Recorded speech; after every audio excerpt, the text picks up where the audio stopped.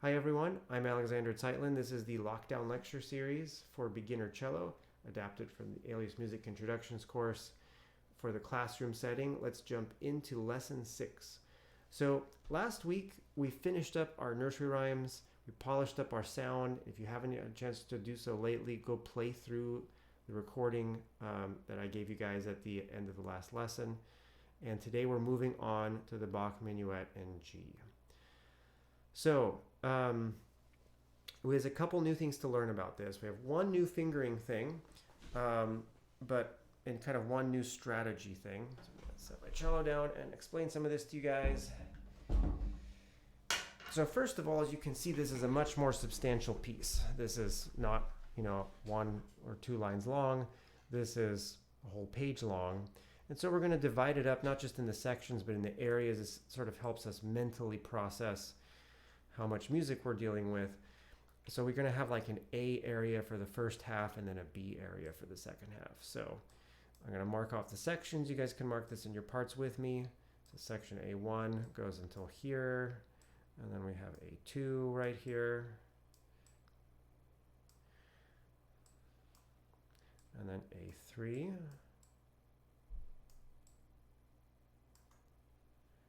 right here, A4,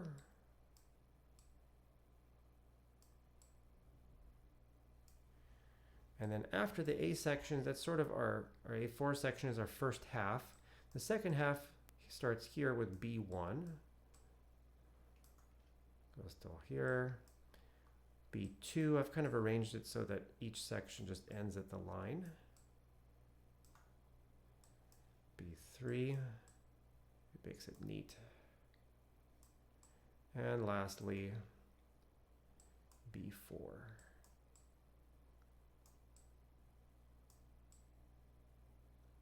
All right.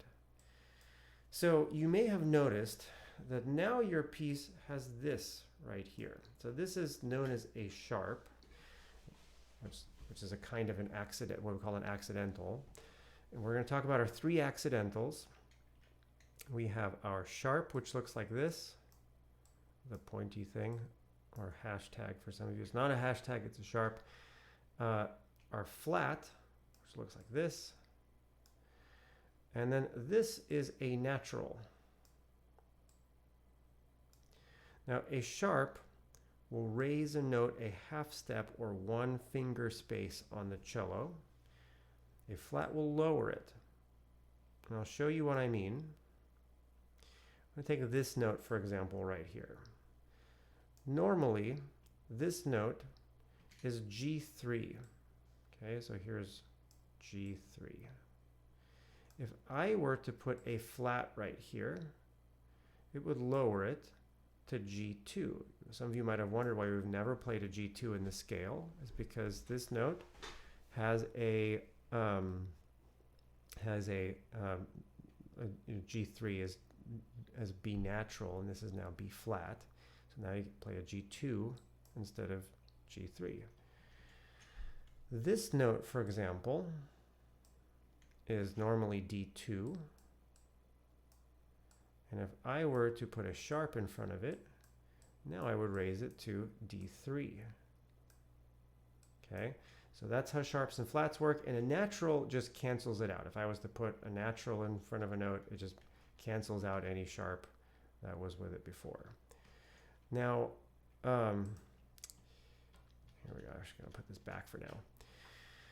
Now there's two places a sharp can appear. One is in the middle of the music, like you see right here, for example. This note gets sharped.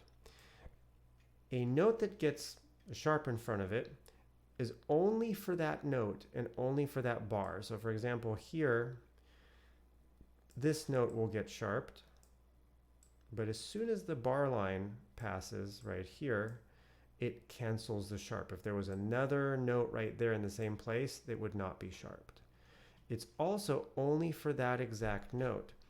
Now, we didn't go over note reading and essentially understanding what notes you're playing.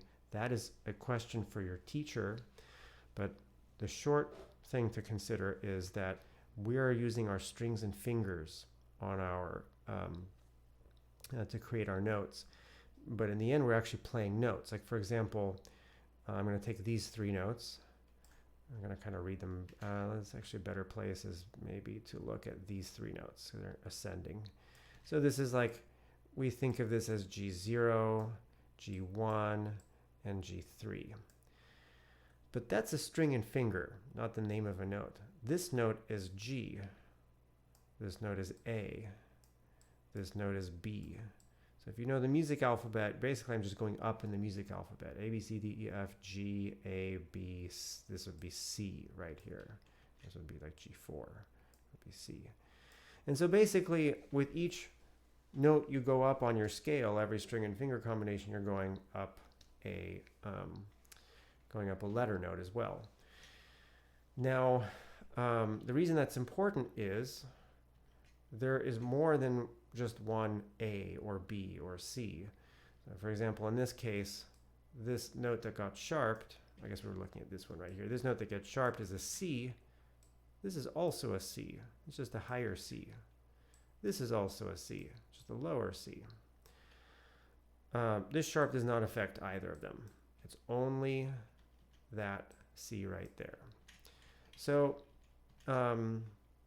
the other place a sharp can appear is right here in the key signature, and that's a special signal that tells us that note gets sharped for the whole piece, not even just the whole section, the whole piece beginning to end. So here, if I go back to the first section, this note right here, this sharp is on D2.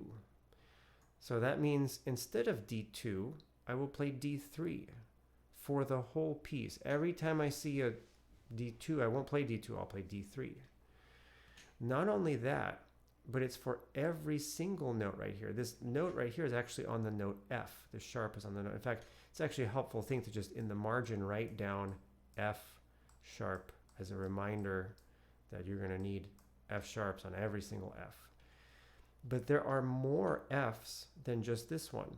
This is also an F down here. And you'll see when we get to that note, we will have an additional thing we'll have to watch out for. So let's take a look at how we practice this. And by the way, you noticed I left this up here because as you can see, if I have an F sharp, there it is, that's that note right there. Then instead of D2, I play D3.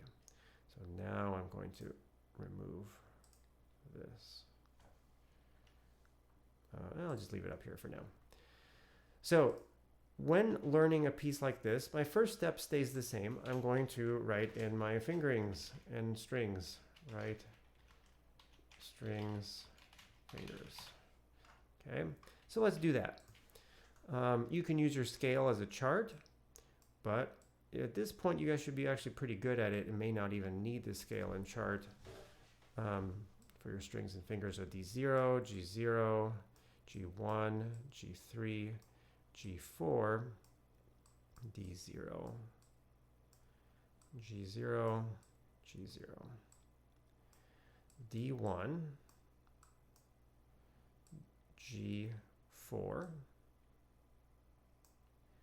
D0, D1, and then this you should write down D3, not D2, because there's our F sharp. Now, you guys as cellists, you should know that almost all the other string instruments, you can kind of get away with not knowing exactly what note you're playing. You can actually just kind of use your chart and memorize your strings and fingers. Not on the cello. On the cello, you have to know what notes you're playing because there are half-step sharps and flats in between all the notes that you can't just adjust for. Every finger goes on a half-step sharp or flat. So you guys brush up on your note reading. Anyway, going on, D4, and then you finish on G0, G0. So after you've written them in, you're going to practice with whole bows, just like you did on your nursery rhymes. Probably just like 3 times a day just to kind of get started. Whole bows only. So if you've written all your notes in, practicing with whole bows, it should sound like this. This is our first section with whole bows.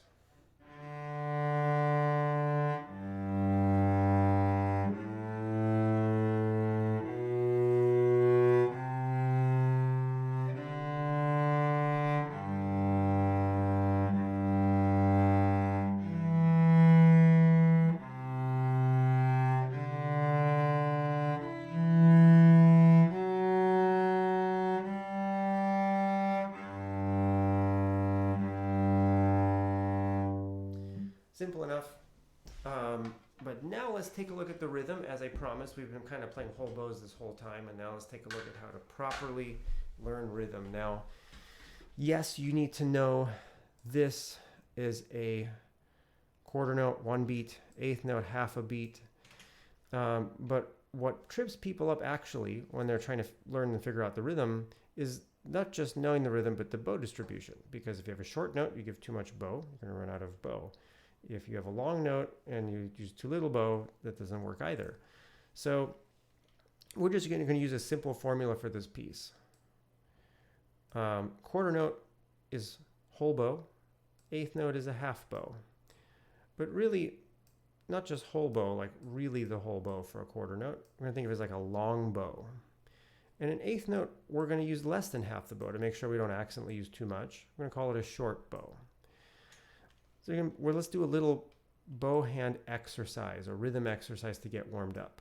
You're going to play a quarter note, followed by 4 eighth notes. It's going to look like this. And then a quarter note, followed by 4 eighth notes, which is going to look like this. Oops, I wrote too many eighth notes. I'll ignore that last dot there. Oh, no, I didn't. I just still need that. There we go. There we go. Now it's a quarter note followed by 4 eighth notes. And the reason it's a good warm-up exercise is because we have like one whole bow, but we have 2 halves of the bow, the upper half and the lower half. So I could do half bows in the upper half. This is the lower half actually by the frog. Sorry, lower half here. Or half bows in the upper half by the tip. So I'm going to do whole bow, and then 4 long bow, and then 4 short bows, and then again long bow, 4 short bows. It's going to sound like this.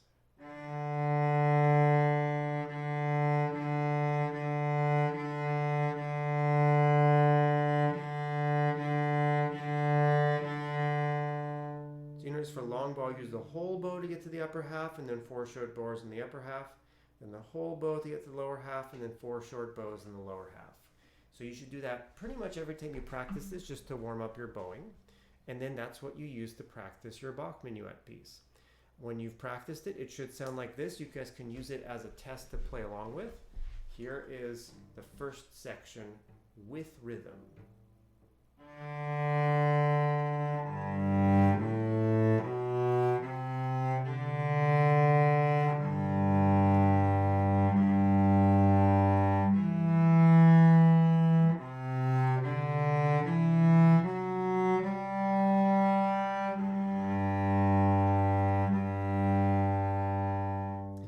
So that, notice how I'm exaggerating my whole bows to get all the way from the lower half to the upper half, and then I make sure my shorter bows are smaller. So that's our third step, is then you're going to also practice it with rhythm, and your homework is to learn the A sections. Not more than the A sections for now. We'll take a look at how to handle having lots of sections. So new sections, which you focus on, and then review sections, which you already know. So we'll adjust your practicing for that next time. Now, there are 2 small things I need to kind of direct your attention to before we finish. So one is this. This is a dotted half note, 3 beats. All you're going to do is move your bow more slowly. So if this is the speed of a whole bow, that's 1 beat. You're just going to go slower, 1, 2, 3 for that beat. Now there's one more particularly difficult left hand position issue. So remember that I drew out here, this note is also an F, and that means it's an F sharp because of the key signature. The first place that appears is right here. This note is an F sharp. Now if you look at the string and finger for it, it's normally C4. Remember, a sharp raises your note by 1 finger space. But here's the thing. I play C0, C1, C3, C4. I'm out of fingers. I don't have another finger to go up a finger space. So you're going to stretch your 4th finger up higher. This is called extension higher. So you're going to, it's C4 extension higher. So here's regular C4. Here's C4 extension higher. This is a good stretch. Most of you will find this uncomfortable. Now, properly, cellists will actually not extend with their fourth finger. They will extend, they'll keep their first finger down. They'll extend all their other fingers to reach. For now, just for flexibility, you know, I'm going to have you guys extend only your fourth finger, because while in the intermediate years, you may not, you know, extend your fourth finger. Advanced cellists actually do it all the time. So it's good to kind of work in that stretch. As a side note, you'll notice on your stickers for your cello, there seems to be an extra big space between, for example, C1 and C0, where the end of the string is. That's because there's also a first finger extension lower. So I'll show you guys the fingerboard. Here is my normal hand position. Here is fourth finger extension higher, okay? And then sometimes you guys may even run into first finger extension lower. So let me show you how to write it. You write it by doing this arrow up right here, okay? Every time you run across an F sharp and it's C4, in this piece it's C4 extension higher. All right, that's it. That's the homework. Learn the A sections, please, and I will see you guys at the next lesson.